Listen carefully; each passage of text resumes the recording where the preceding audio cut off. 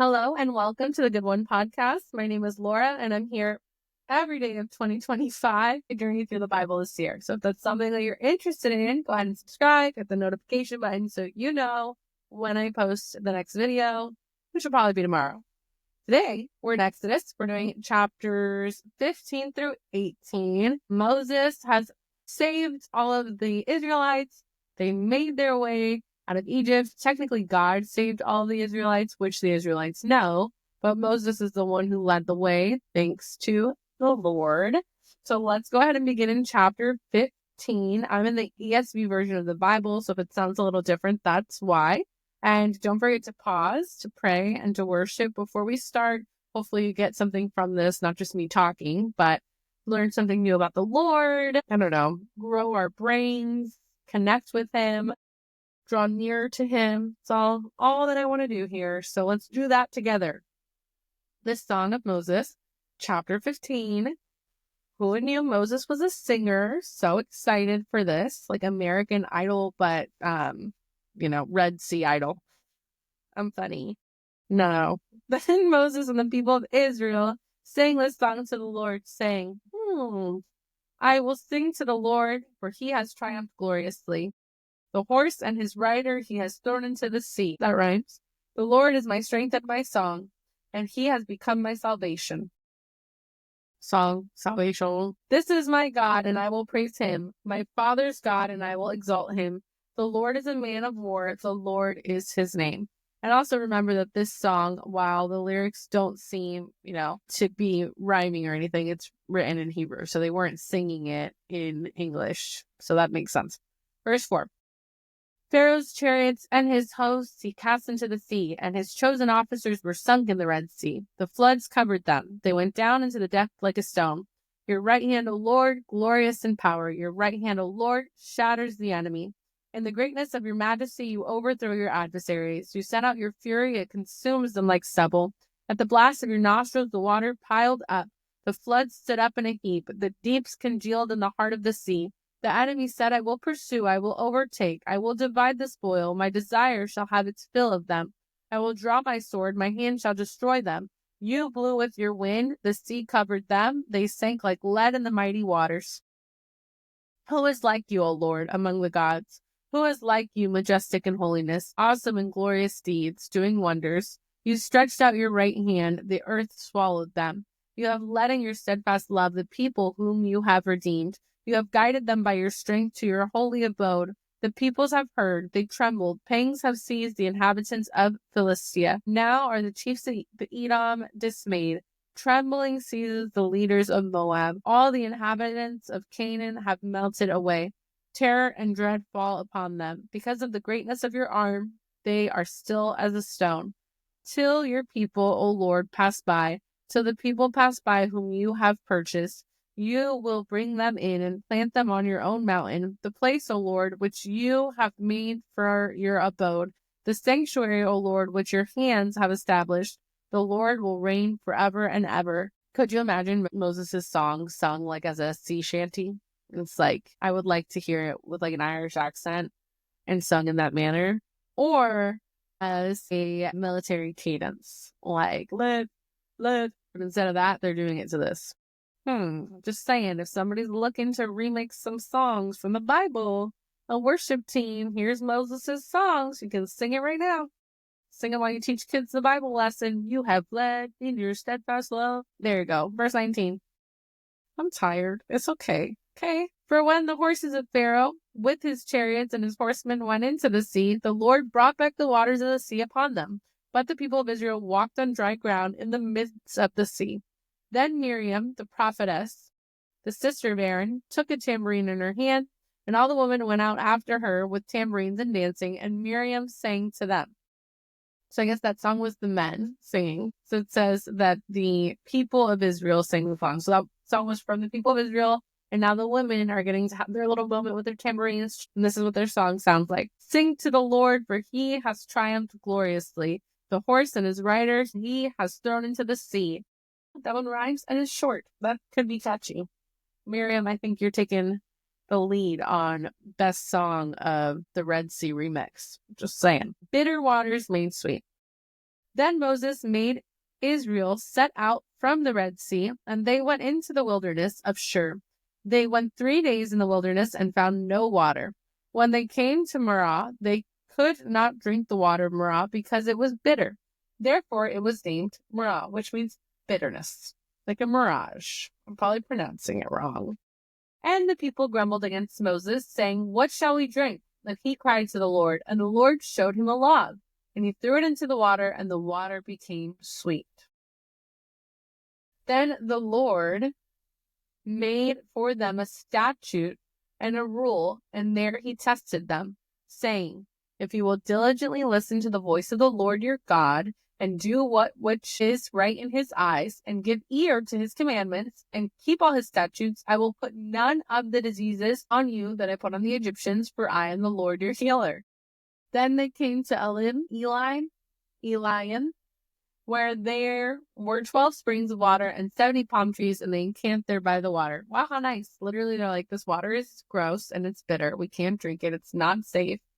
He's like, throw this log in there, basically sugar cane. Now the water's good. I like that God is like, if you follow my commandments, then I won't plague you. It's like, listen to me, please. Finally, somehow they keep straying away down the path. So he's like, you know what? If you listen, then you won't get frogs. You don't listen? You don't listen? Wheels. Are you going to listen? Yes. I hope that they listen. I think they'll listen, right? Look at everything that he did for them. They have to listen now. It's called the Exodus. They exodus from Egypt.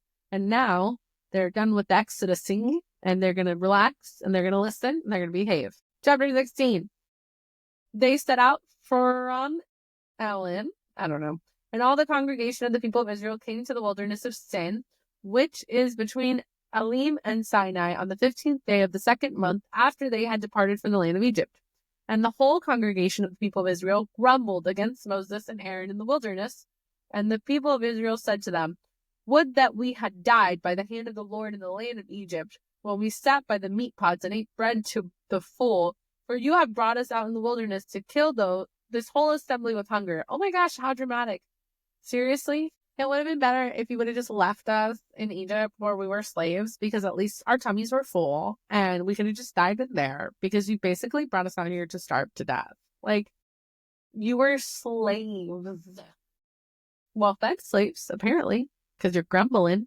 But slaves nonetheless. You have your freedom now, and you're complaining. Like, pray for it. God literally just led you out of Egypt, and just pray. Moses, I don't feel like I can pray for us, but Moses, I need you to pray because there's no food here. And I'm so thankful. Thank you, God, for leading us out and not plaguing us. But however, we would like some bread, please. Pray, please. Verse 4. Then the Lord said to Moses, "Behold, I am about to rain bread from heaven. Asking you shall receive. For you and the people shall go out and gather a day's portion every day, that I may test them, whether they will walk in my law or not."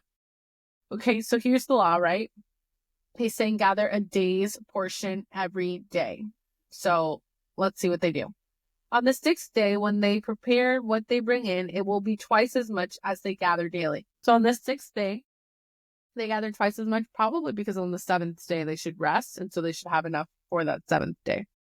So Moses and Aaron said to all the people of Israel, "At evening you shall know that it was the Lord who brought you out of the land of Egypt." Not that you don't already know that, because it was literally a flaming tower that led you, and then a giant dust tower that led you. But if you're confused, you will know now at evening time. Verse 7. And in the morning you shall see the glory of the Lord, because he has heard your grumblings against the Lord. How crazy to grumble against the Lord when he just saved you from slavery. For what are we that you grumble against us? And Moses said, when the Lord gives you in the evening meat to eat, and in the morning bread to the full, because the Lord has heard your grumblings that you grumble against him. He's like, he says, what are we? He's like, you're not grumbling against me, because who am I that you expect things from me? I didn't do anything. I just walked in front of you. God brought you out. So if you're grumbling and complaining, you're complaining against the Lord, not me. Get it right. What am I? Nada. You're complaining against him. Your grumbling is not against us, but against the Lord. In case you're curious, it's not against Moses. Get it right. Which is, even at that, it would have been enough for me to be like, Okay, I'm sorry. I'm so sorry. I'm not grumbling. Yeah, I'm just a little hungry. My tummy's grumbling, but I am not grumbling. Okay, let's just correct that. Verse 9. Then Moses said to Aaron, say to the whole congregation of the people of Israel, come near before the Lord, for he has heard your grumbling. And as soon as Aaron spoke to the whole congregation of the people of Israel, they looked toward the wilderness, and behold, the glory of the Lord appeared in the cloud. And the Lord said to Moses, I have heard the grumbling of the people of Israel. Say to them, at twilight you shall eat meat, and in the morning you shall be filled with bread. Then you shall know that I am the Lord your God. He's literally appearing to them. He appeared to them in a cloud. We heard that. You heard that? Did you find it in your Bible? I'm going to tell you right now, that's verse 10.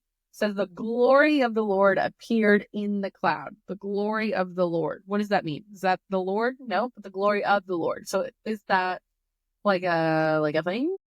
Like the shine? Like when the rays appear in the cloud? What is it? However, the glory of the Lord appeared before them. So chill out. You know you're going to get some food. You're taken care of. Verse 13.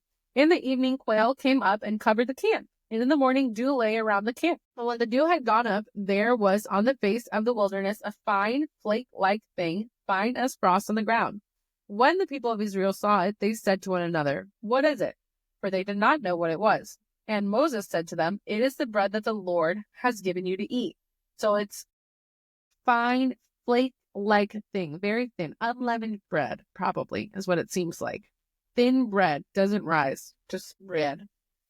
Verse 16, this is what the Lord has commanded. Gather of it each one of you as much as he can eat. You shall take an omer, which is like 2 quarts or 2 liters, according to the number of the persons that each of you has in his tent. And the people of Israel did so. Good. They gathered some more, some less. But when they measured it with an omer, whoever gathered much had nothing left over, and whoever gathered little had no lack. Each of them gathered as much as he could eat. And Moses said to them, let no one leave any of it over till the morning. Oh, so like don't store it. Take what you're going to eat and don't store any for the morning. Eat it all.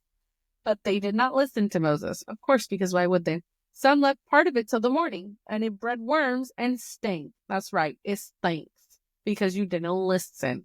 He said, don't do that. You did it. Now it stinks. Your tent is stinky. And Moses was angry with them. Morning by morning they gathered it, each as much as he could eat, but when the sun grew hot, it melted. So you gotta eat it. Eat.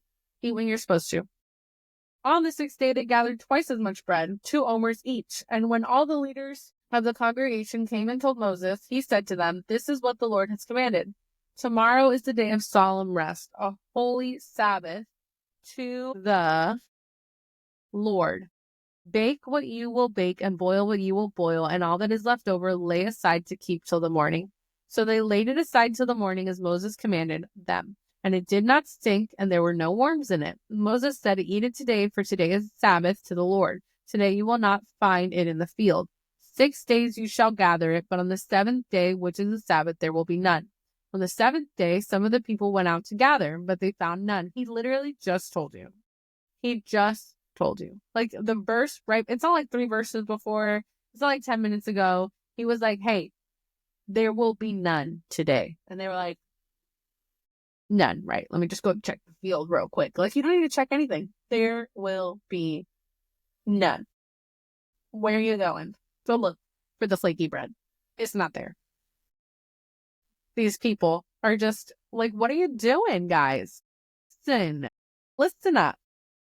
And the Lord said to Moses, how long will you refuse to keep my commandments and my laws? See, the Lord has given you the Sabbath. Therefore, on the 6th day, he gives you bread for 2 days. Remain each of you in his place. Let no one go out of his place on the 7th day. So the people rested on the 7th day. They need 3 warnings. You know why there were so many plagues in Egypt? Because they don't listen. Y'all don't listen. 7th day is Saturday, right? I could Google this, but I'm asking you guys because I was under the impression that Sunday is the first day of the week. Sunday is day 1 and then day 2. So day 6 would be Friday of when man and people were made. And then day 7, the Sabbath, the day that the Lord rested, is Saturday. Correct? I think so. Verse 31. Now the house of Israel called its name Manna. It was like coriander seed, white, and the taste of it was like wafers made with honey. See, the honey part sounds delicious. And I'm just telling you, some of those wafers at church are not tasting like this. Are they supposed to? Or is that a different type of bread? That's my question. Another question for you. Comment below. Because I might forget. Is manna the same wafers that you eat when you do at church? When you do the thing at church. Don't judge me. Okay, I'm new to this. I've done it before. I can't remember the word right now, and I don't know why, but I pray that it comes to me. It'll come to me later. Give me like 2 minutes. Moses said, "This is what the Lord has commanded. Let an omer of it be kept throughout your generations, so that they may see the bread with which I fed you in the wilderness when I brought you out of the land of Egypt." And Moses said to Aaron, "Take a jar and put an omer of manna in it, and place it before the Lord to be kept throughout your generations." And the Lord commanded Moses, so Aaron placed it before the testimony to be kept. The people of Israel ate the manna 40 years till they came to a habitable land. They ate the manna until they came to the border of the land of Canaan. That could have just been the one sentence. We didn't need the habitable word in there. And omer is the 10th part of an ephah. That does not help explain anything to me, but I'm sure that it was very useful back then. Verse 17. What? Communion. Told you. Is manna the same bread from communion? I knew it would come to me. Thank you, God. Verse 17. That's funny. All right. Water from the rock. There's honey in the rock, right? That's that song? Okay. All the congregation of the people of Israel moved on from the wilderness of sin by stages, according to the commandments of the Lord, and camped at Rephidim. But there was no water for the people to drink. Again. Therefore, the people quarreled with Moses and said, "Give us water to drink." And Moses said to them, "Why do you quarrel with me? Why do you test the Lord?" But the people thirsted there for water, and the people grumbled against Moses and said, "Why did you bring us out of Egypt to kill us and our children and our livestock with thirst?" I'm so thirsty. I might be a little too old for, like, if you're young, but if you watch that one SpongeBob episode where it's like, SpongeBob is dying of thirst, just like the people of Israel. So Moses cried to the Lord. See, this is the difference. The people of Israel complained to Moses. "You've done nothing. You're trying to kill us." Moses. Who does Moses cry to? Does he cry to the people of Israel? No, he cries to the Lord. Every time Moses goes to the Lord and he says, "Lord, this is what happened." God hears it all. He hears the people of Israel complaining. He's waiting for them to turn to him. He just saved you. Turn to him. Ask him. Ask him for water. Like, what are you doing? Moses cried to the Lord, "What shall I do with this people? They are almost ready to stone me." And the Lord said to Moses, "Pass on before the people, taking with you some of the elders of Israel, and take in your hand the staff with which you struck the Nile, and go. Behold, I will stand before you there on the rock at Horeb, and you shall strike the rock, and water shall come out of it, and the people will drink." And Moses did so, and in the sight of it the elders of Israel. And he called the name of the place Massah and Meribah. Bet you that has something to do with water. Testing and quarreling. Oh, that's funny. Nothing to do with water. Because of the quarreling of the people of Israel, and because they tested the Lord by saying, "Is the Lord among us or not?" Remind me to stop stopping in the middle of verses, because literally it just tells you within 3 words what it means. All right. Verse 8. Then Amalek came and fought with Israel at Rephidim. So Moses said to Joshua, "Choose for us men and go out and fight with Amalek. Tomorrow I will stand on the top of the hill with the staff of God in my hand." So Joshua did as Moses told him and fought with Amalek, while Moses, Aaron, and Hur went up to the top of the hill. Whenever Moses held up his hand, Israel prevailed. And whenever he lowered his hand, Amalek prevailed. But could you imagine Moses just up there like, "I don't like him. We're going to put my hand over a second." No, that's not Moses. Moses had his hand up a lot of the time. I'm just saying. You got that salty cousin up there who you're not a big fan of. He was the one who was like, "You're going to kill us too, like you did the Egyptians." You're like, keep your hand up, Moses. But Moses' hands grew weary, so they took a stone and put it under him, and he sat on it, while Aaron and Hur held up his hands. Well, it's not funny, but it is. One on one side and the other on the other side. So his hands were steady until the going down of the sun. So he's just like this the whole time.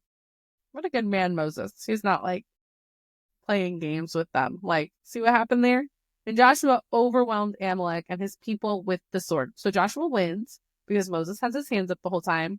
And I'm just saying, Moses is a good man because that's a lot of power to give one man. even though it was God doing it through Moses. Could you imagine if Moses, played the little hand game? Like, too slow. Oh, wait, I'm sorry, guys. Like, we just lost 10 people. Verse 14. Then the Lord said to Moses, write this as a memorial in a book and recite it in the years of Joshua, that I will utterly blot out the memory of Amalek from under the heavens. And Moses built an altar and called the name of it, the Lord is my banner, saying, a hand upon the throne of the Lord. The Lord will have war with Amalek from generation to generation. Now I'm curious as to what Amalek is, or Amalek. I don't know. I think Amalek's fine. Amalek. Aflac. Verse chapter 18. It's been a long day. Jethro's advice. This is the dad. This is his wife's dad. Jethro, the priest of Midian, Moses' father-in-law, heard of all that God had done for Moses and for Israel, his people, how the Lord had brought Israel out of Egypt. Now Jethro, Moses' father-in-law, had taken Zipporah, Moses' wife, after he had sent her home, along with her 2 sons. The name of one was Gershom, for he said, I have been sojourner in a foreign land. And the name of the other, Eliezer, like Ebenezer Scrooge, Eliezer. For he said, the God of my father was my help and delivered me from the sword of Pharaoh. That one means my God is help. See? Matches. Verse 5. Jethro, Moses' father-in-law, came with his sons and his wife to Moses in the wilderness, where he was encamped at the mountain of God. And when he sent word to Moses, I, your father-in-law, Jethro, am coming to you with your wife and your 2 sons with her. Moses went out to meet his father-in-law and bowed down and kissed him. And they asked each other of their welfare and went into the tent. So they just said, hi, how are you? I missed you. Let's go in the tent and talk. Let's catch up. Then Moses told his father-in-law all that the Lord had done to Pharaoh and the Egyptians for Israel's sake, all the hardships that had come upon them in the way, and how the Lord had delivered them. And Jethro rejoiced for all the good that the Lord had done to Israel, in that he had delivered them out of the hands of Egypt. Good. That's an appropriate response. Rejoice. Be rejoicing. Not complaining, rejoicing. Jethro. Is it Jethro or Jethro? I feel like it's Jethro, but maybe it's Jethro. We're going to go with Jethro because it's a J. Jethro said, blessed be the Lord, who has delivered you out of the hand of the Egyptians and out of the hand of Pharaoh, and has delivered the people from under the hands of the Egyptians. Now I know that the Lord is greater than all gods, because in this affair they dealt arrogantly with the people. And Jethro, Moses' father-in-law, brought a burnt offering and sacrifices to God, and Aaron came with all the elders of Israel to eat bread with Moses' father-in-law before God. Good job. The next day, everything seems to be going very smoothly. I like this. This is good. Moses sat to judge the people, and the people stood around Moses from morning till evening. When Moses' father-in-law saw all that he was doing for the people, he said, what is this that you're doing for the people? Why do you sit alone, and all the people stand around you from morning till evening? And Moses said to his father-in-law, because the people come to me to inquire of God. When they have a dispute, they come to me, and I decide between one person and another, and I make them known the status of God and his laws. Moses' father-in-law said to him, what you're doing is not good. I concur. You and the people with you will certainly wear yourselves out, for the thing is too heavy for you. You're not able to do it all alone. Now obey my voice. I will give you advice, and God be with you. You shall represent the people before God and bring their cases to God.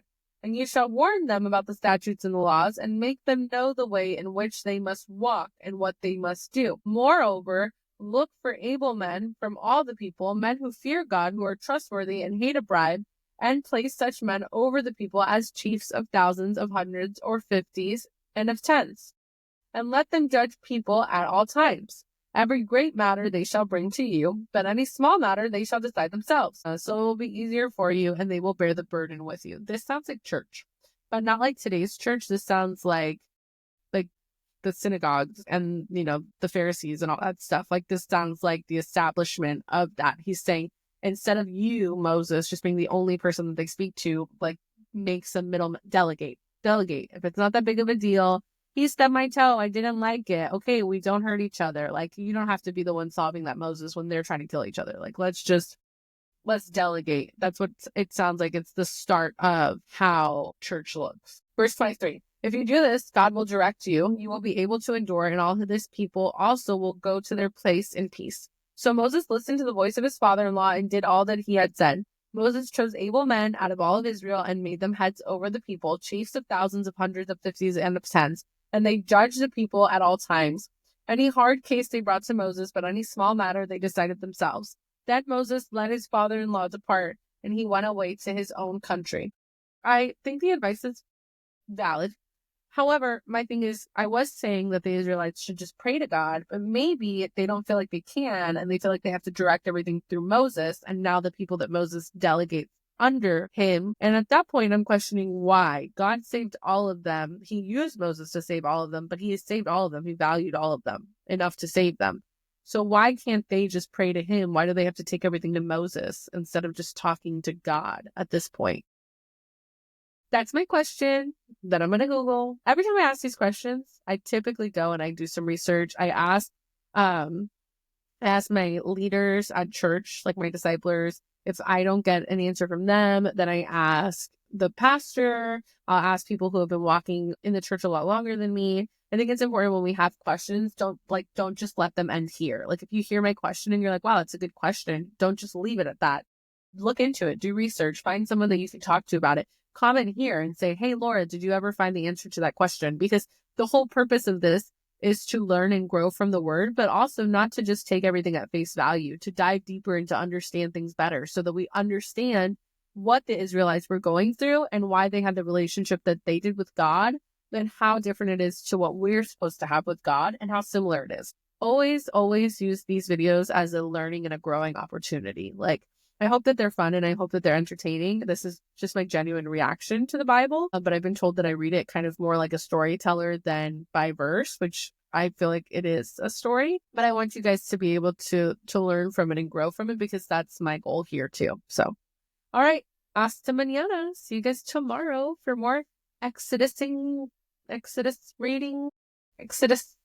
They've already Exodus, I think. All right, bye.